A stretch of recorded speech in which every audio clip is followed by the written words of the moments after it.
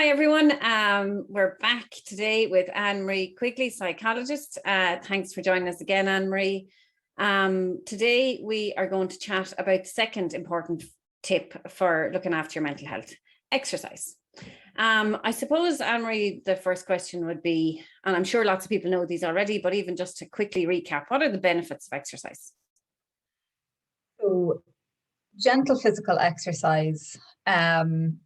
And I think an important distinction actually is just talk about movement, because really that's the level we're working at. Gentle physical movement, as opposed to exercise, which conjures up images of training for a marathon or whatever, is really beneficial to everybody in terms of their physical health, their mental health, their cognitive health, which means our ability to think, learn, remember, be logical. So how exercise benefits us is largely about the way in which it interacts with our body's innate system for registering stress and responding to stress. And it helps us to manage that system really, really well. Okay. Now, yeah, I understand what you're saying, but I suppose the thing about it is that when you're in a stressful situation, we know that exercise helps us, but we don't always make it happen because we're in a stressful situation and we kind of think, oh yeah, I'll do it later or whatever, and it doesn't always happen. Have you any practical tips to help us? As you said as well, it's a good distinction between exercise. It does actually, some people, exercise is like a big long run or something, but have you any tips to put movement or light exercise into your day to make sure it happens?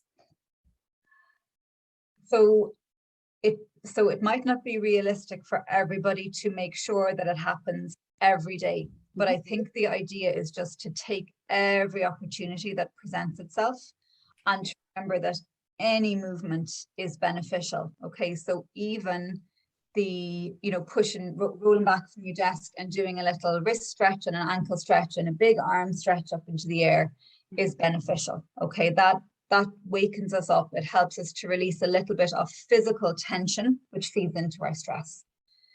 You could build up a little bit from that. Perhaps you could stand up from your seat and march on the spot for 10 seconds, 20, 30 seconds, a minute, as much time as you have. If you had enough time, could you walk out of the room that you're working in and move around the house? If it's possible for you to leave your house, if you have a garden space, could you go out the front door, walk around the house and come back in the back door? Okay, so it's about recognizing the fact that any piece of movement is helpful to us. It doesn't have to be 10 minutes, half an hour and a half. 2 minutes, 30 seconds is beneficial.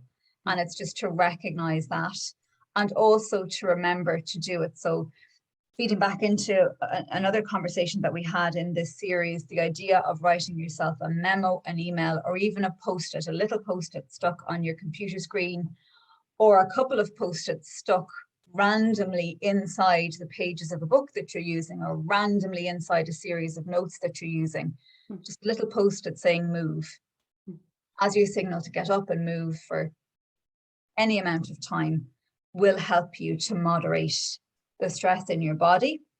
And then as well as that, symbolically, the fact of taking the time to do that for yourself symbolically, it is you saying to yourself, I'm taking myself seriously here. I'm looking after myself. And you said that about reminders, and I think that's great to tie into the last conversation. We are all at our computers that more. We all use our phones, and we'd use our phones for reminders. Is it a good or a bad thing to actually put in a timer to remind yourself to move in your phone or on your computer? If you are going to respond to that timer, and if you are going to move in response to that timer, yes.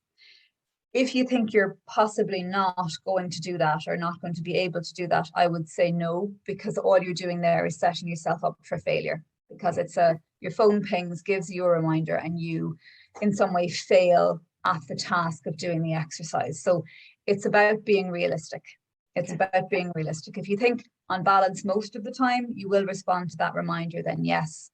But if it's going to be a little bell that's ringing to tell you that you failed to move again, then no, because the demotivation and the negative self-thinking that that's likely to create won't help you to get up from your desk and move the next time.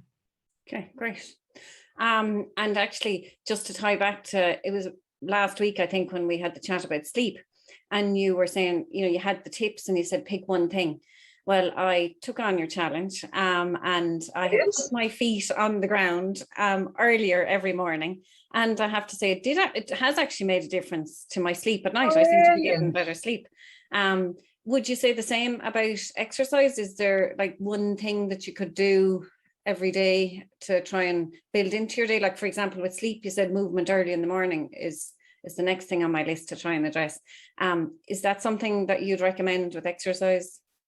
So with exercise, I think it's a little bit more individual and a little bit less rule bound. So with exercise, I would say absolutely do the thing that is either most enjoyable or else least difficult for you. Okay. So if that is jogging on the spot in your living room, great. If that's hoovering the house at high speed, great. If that's dancing, great. If that's jumping on the trampoline with your kids for 5 minutes, great. If that's some stretch, great. Do whatever appeals to you, because the thing that you're most likely to do is the thing that you enjoy the most. And I absolutely get the fact that a lot of people don't enjoy exercising, particularly when it feels like a task that we have to fit in. So trick yourself into movement by making it as easy as possible and really valuing the little wins. We spoke before about the little wins. 2 minutes is way more valuable than no minutes. And there's a value to 30 seconds. Excellent. That's a great tip. Thanks, Anne-Marie.